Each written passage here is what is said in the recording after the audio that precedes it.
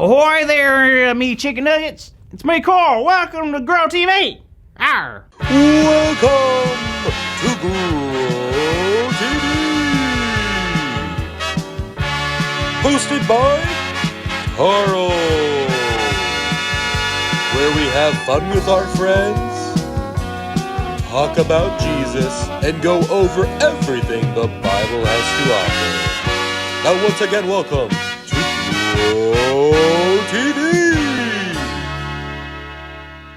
Abbas, welcome back to another episode of the Grow TV.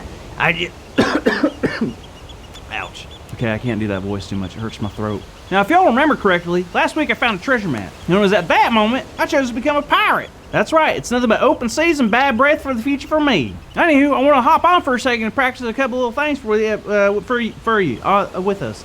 For you. Now, in the past week, I've realized how different pirates can be from normal people. Do you know pirates ate a lot of beans and bread? You think it'd be a lot of fish, but apparently it wasn't worth the amount of work to catch fish. They didn't have a lot of choices, so beans and bread were always on the menu. And I'm not a huge fan of bean sandwiches, but I can try. Also, I found out pirates have an interesting and silly way of talking. I mean, they have so many words that they use I never knew existed. Like this, for example. What do you think cackle fruit means? Does it mean food that's gone bad or eggs?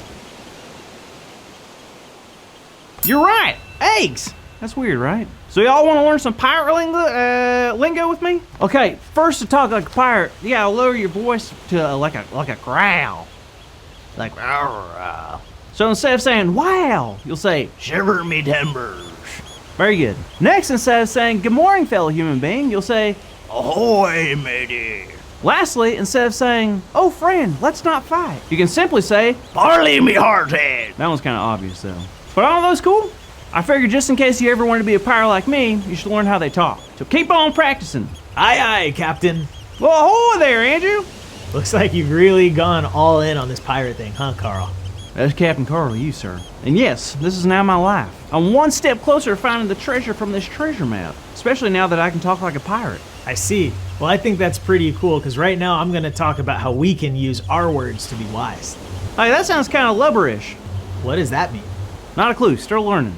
Okay, well, all right. Anyway, kids, I want to share something really cool that I learned this week. Well, first, do you know what a rudder is? Well, I didn't until I read the book of James and came across the word. Essentially, it's a part of the ship that steers it and tells it which way to go. But I didn't realize how small the rudder is. There are some ships that are absolutely massive, but the rudder, debatably the most important part of the ship, is so tiny. James also mentions how a wildfire can start from the tiniest spark. Did you say fire? Yeah? I'm terrified of fire. Okay, anyway. What does this have to do with our words? Well, just like the spark or the rudder, our tongue is small compared to the rest of the body. But our tongue and our mouth help us to talk. And the words we use are just as powerful as the rudder or the spark. Fire can be used for good, right? Nope. Well, Carl, I know it can. Nope, fire's bad. Well, think about it. It can help warm people's houses, cook food, boil water, but it can also do harm, right? Yep. Houses burn down, forests can be destroyed. So just like fire can be used for good or bad, so can our words. Our words have power to help others or hurt them. So we must be careful to use our words wisely. There is a prayer in Psalm 19 that uses these words. May these words of my mouth and this meditation of my heart be pleasing in your sight. I think a way that a pirate can learn to watch his or her words is by learning the ways of God. If you read all of chapter 19, it's about finding real joy in God's instruction for our lives. Just like following a map leads to treasure, following God leads to abilities that we didn't have before. We can speak to others in ways that build them up. We can please God with our choices. We can listen and obey our parents. We can do so much more than we thought we were able to do when we follow the instructions that God has for us. So remember the power of your words, Pirate Carl. Aye, Captain. Wait, now I'm a pirate too? Takes one to know 'em. Anyway, when you feel like your words or your actions aren't what they should be, look to God for help and remember the instructions that you found in God's story. All of this influences the kind of person or pirate you can be.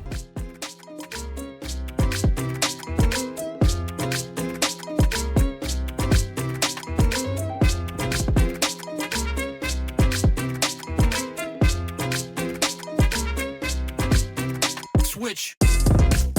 All right, today's big idea is I can be wise by choosing my words carefully, okay? So let's say it out loud on the count of 3, as loud as we possibly can. 1, 2, 3. I can be wise by choosing my words carefully. All right. Wonderful job. Perfect. Absolutely great. Everyone did incredible, except for, no, I'm kidding. Everyone did great. Didn't they do great, Captain Carl? Right? Captain Carl? Captain Carl, are you there? I'm here, Andy. Now that I've learned the importance of choosing our words wisely, I think I'm ready to start looking for my treasure. It's gonna be fun. See y'all later.